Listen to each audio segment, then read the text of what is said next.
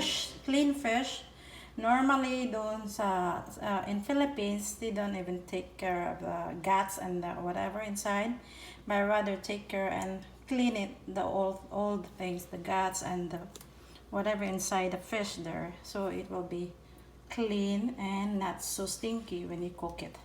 Anyway, this is the fish. I start with trout fish because I'm out of different kind of fish for fermented fish. So let's try and have this one. All you have to do is to let some salt get into there to the fish, that it will be fermented faster. That way it will be faster. So all you have to do is to grab some plain salt. It will be better. If you have a rock salt, much better, because it's more solid, as in they call it rock salt. But anyway, after you clean the fish, you put in a bucket and then spread all over the salt on the fish you choose to use for fermented fish, or Tinabal, we call it in Visaya. So you just have to shower them with salt. That's why it's called Tinabal, because it's a salted fish, and it's when you cook it, you cook it with tomato, onions, and garlic, and make it Tinabal. For now, we're making this free Tinabal, free fermented fish, as we do it homemade. We don't buy it in the store, so to make it feel like we're at home, because we misses some Tinabal way back in Philippines, so we can do it at home, especially people in abroad. You can choose whatever, and I suggest mostly fermented fish or Tinabal. We cook it with a whole fish, not just half, but whole fish.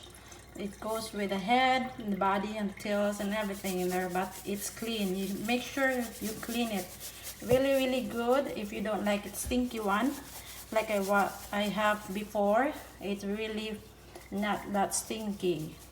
It's still fishy smell, but it's not stinky like other Tinabal that I taste in Philippines. Alright, and that way you just put it after you like shower them all the way, and even up the inside of the body of the fish. You put some salt in there. The reason for that one is to preserve the fish and cook it. I mean, not cook it, but it's kind of preserving them from getting rotten. So you get that one there. Put some salt inside the body also.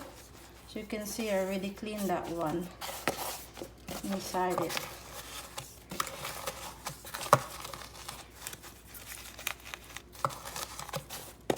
And if you think there's not enough, it depends of how salty you want it. So for us to not get it salty, you just put less salt. Like probably, I know it's not less for other people, especially those that need salt in their body, or they try to get rid of salty food. So probably about one half cup of salt you press on the fish. And then after this one, you put the lid on the tub. One second, I'm gonna wash my hand. You put the lid on the top and then close it and then let it soak for, it depends of how long, how salty, how you want it. So for me, the last one I did is I put in the refrigerator for 2 weeks, and that's really actually salty, really salty, because I forgot. That's my reason, and I stick on it. Anyway, so you put that on the refrigerator, and this refrigerator is full. So you put that on the refrigerator here. Put in the refrigerator. Let's Let's see if how it looks like. Once it's all soaky, it's already fermented, you will see it runny like there's some kind of caramelized sugar look like in there. Not caramelized because it's still white, but the salt was dissolving. So let's just stay that one for 2 days. So let's see and find out after 2 days of soaking that salt on the fish. Adventures will be making some fermented fish. See you later in 2 days. Okay. Here it comes, Sis Leah. Your Tinabal just made for you. After we fermented it for 3 or 4 days, either one of those. I'm gonna about to fry this so that I could vacuum seal it for you. Leah Bastin, your Tinabal is coming. Alright, let me wash this one first. Put some water. Let's drip some of the salt so that it's not so salty. See all the salt, but we're gonna wash it with cold water. Second.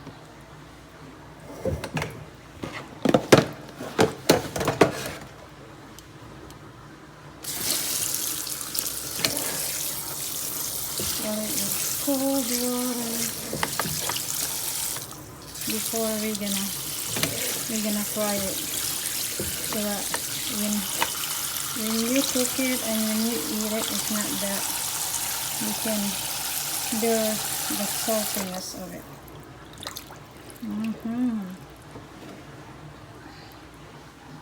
Yeah. Let's transfer it in the plate.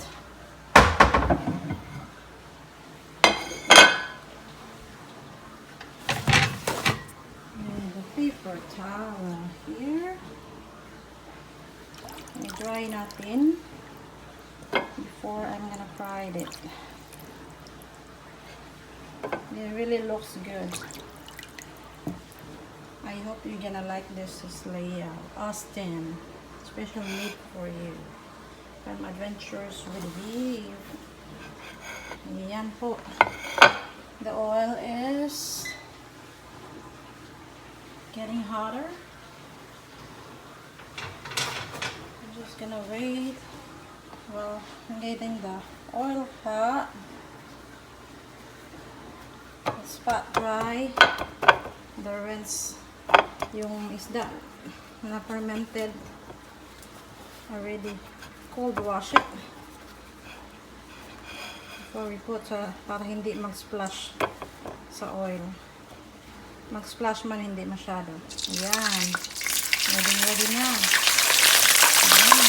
Mag-splash talaga siya. Ayan si Clea.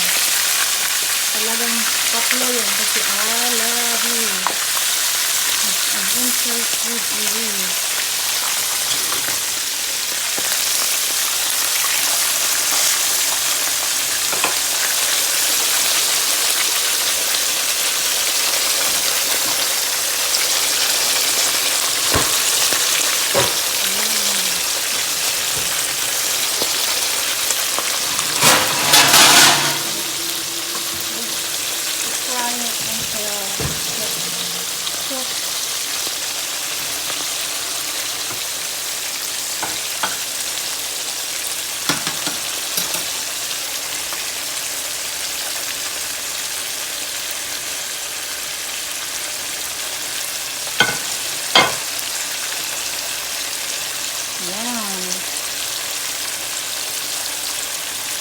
Let it cook there.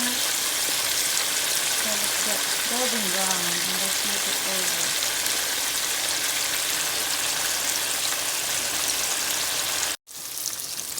Alright, go back and it's crispy time.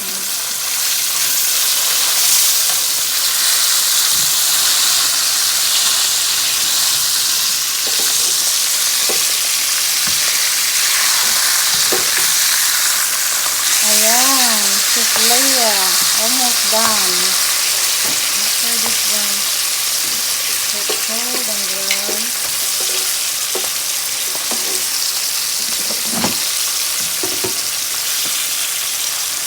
vacuum seal this and ship to Texas. Austin, Texas. Tinabal for you.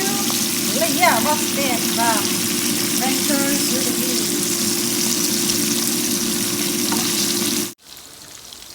Now it's done and ready to drain the oil.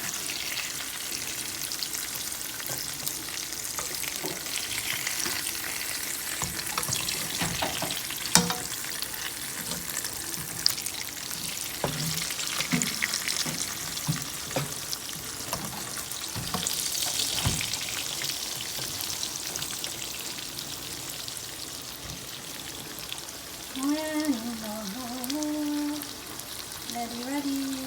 That's it.